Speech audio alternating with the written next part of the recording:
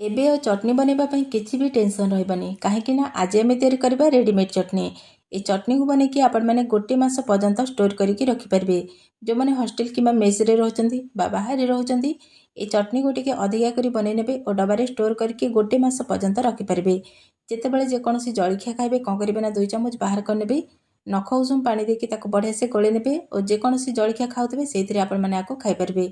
जेमति कि इडली खांतु बा डोसा खांतु बा चकुली पिठा खांतु जोथि खाइबे बहुत बढ़िया लागिबो। बनिबा मते बहुत सहज 10 रु 15 मिनिट भितर बनिकी रेडी हे जिवो। नमस्कार, सस्मिता कुक्सपर्ट चैनल आ गोटे नुआ रेसिपी सहित आपण मानकु अनेक अनेक स्वागत करछि। सकाळर व्यस्तता भितर बेसी किछि बनै होइनी तो आपण माने मध्य ए रेडीमेड चटनी को बनेकी स्टोर करनेबे और सकाळर जळखिया घर लोकंकु आपण माने मध्य देई परिबे। समस्त मध्य खाइबाकू बहुत पसंद करिबे। ताले देरी न करी चलंतु आज रे स्वादिय रेसिपी को आरंभ करिबा। प्रथमे फ्लेम ऑन करके गोटे कड़े बसेबा। एटी आमे फ्लेम को लो टू मीडियम रे रखिबा। कड़े जेतल बढ़िया से गरम हे जिवो आमे एथरे गोटे गिना चीना बादाम नबा। एटी मु भजा बादाम नेछि, आपण माने कंचा बादाम को भाजी की ता चोपा छड़ी के नै परबे। तापरे सब को टिके बढ़िया से एटी गोळे नबा। एटी आमे फ्लेम को बिल्कुल भी हाई करबा नै। एबे आमे नै जिबा गोटे गिना भजा बुट। जेतिकी बादाम नेथिली सेतिकी मु एटी भजा बुट नेछि। आको देइ देबा। तापरे पाखापाखि 5-7 मिनिट पर्यंत लो टू मीडियम फ्लेम रे आको टिके उषुम कर दबा। एटी कोन करबा ना गोटे गिना किबा कपर मापक नेबे, जेतिकी बादाम नेबे सेतिकी भजा बुट नेबे। एबे आमे 4-5टा सुखिला लंका पकेबा। आपण माने केतिकी राग खाइबे से हिसाब रे कम बेसी कर परबे। सांग माने आजिर वीडियो जदी आपण मानको भलो लागिबो लाइक करबे, शेयर करबे। चैनल रे नुआ थिले प्लीज सब्सक्राइब करनेबे। फेसबुक पेज रे देखुथिले फॉलो तो निश्चय करनेबे। एटी देखंतु पाखापाखि 5-7 मिनिट हे गलानी, बढ़िया से उषुम हे गलानी।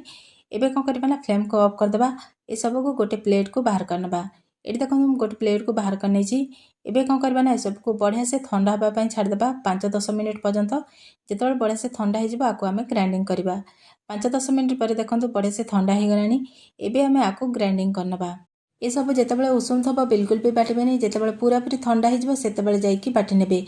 एबे गोटे मिक्सिंग जार नबा। एटी मु बड़ जार नेछि, आपण माने छोट जार रे मध्ये अल्प अल्प देकी बाटी परबे।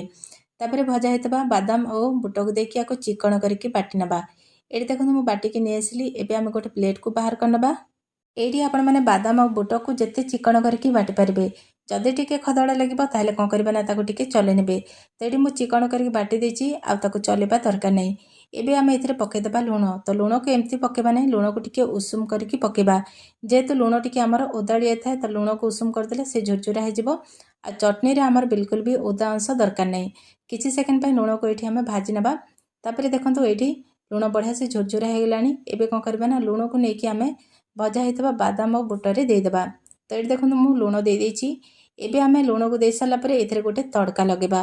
तो तड़का लगेबा पई पुणी थरे हमें फ्लेम ऑन करिकी लो फ्लेम रे तड़का पैन को बसेबा। तड़का पैन जेतबेले बढ़िया से गरम हे जिवो 2 चम्मच तेल दबा। तेल बढ़िया से गरम हे गेले आधा चम्मच सोरिष, आधा चम्मच जीरा एठी फुटेबा।